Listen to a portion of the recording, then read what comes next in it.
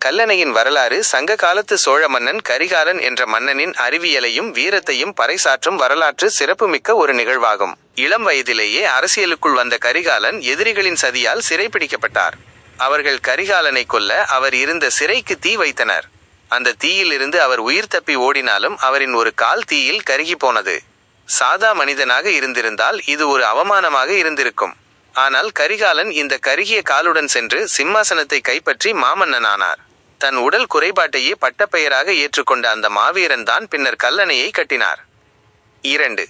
வெள்ளத்தின் வேகத்தை கட்டுப்படுத்த ஒரு தந்திரம்.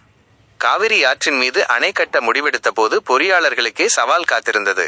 காரணம், காவிரி அவ்வளவு சீற்றம் கொண்டது. மணல் மீது அணை கட்டினால் வெள்ளத்தில் அடித்துச் செல்லப்பட்டுவிடும். கரிகாலன் தன் அறிவை கொண்டு கண்டுபிடித்த அந்த அணை கட்டும் தொழில்நுட்பம்தான் உச்சக்கட்ட சுவாரஸ்யம். புரியாத புதிரான அஸ்திவாரம் ஆற்றுக்குள் பெரிய பாறைகளை கொண்டு வந்து போட்டார்கள். வேகமான நீரோட்டம் என்ன செய்தது தெரியுமா? அந்த பாறைகளை மணலுக்குள் அழுத்தி கொண்டே சென்றது. மண்ணின் அற்புதம். பாறைகள் ஆழமாக அழுந்திய பிறகு அதன் மீது தண்ணீரில் கரையாத ஒரு சிறப்பு ஒட்டும் களிமண்ணை பூசி மற்றொரு கல்லை வைத்து அழுத்தினார்கள். இதனால் அணை என்பது ஒரே திடமான அஸ்திவாரமாக இல்லாமல் நீரோட்டத்தின் அழுத்தத்தால் தானாகவே இறுகும் ஒரு அதிசய அடித்தளமாக மாறியது. சுருங்கச் சொன்னால், கரிகாலன் வெள்ளத்தை எதிர்க்கவில்லை, வெள்ளத்தின் வேகத்தையே தனக்கு சாதகமாக்கி அணையை கட்டினார். இந்த தொழில்நுட்பத்தை நவீன பொறியியலாளர்கள் இன்றும் வியப்புடன் பார்க்கிறார்கள். 3. ஒரு ஆங்கிலேய பொறியாளரின் அஞ்சலி.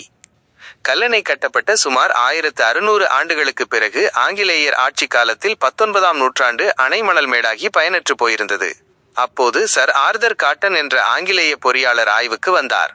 அணையின் ரகசியத்தை புரிந்து கொள்ள அவர் அஸ்திவாரத்தை ஆராய்ந்த போது கரிகாலன் பயன்படுத்திய அதே தொழில்நுட்பத்தை கண்டு வியந்தார். இந்த அணை கட்டிய மன்னன் ஒரு மாபெரும் மேதை.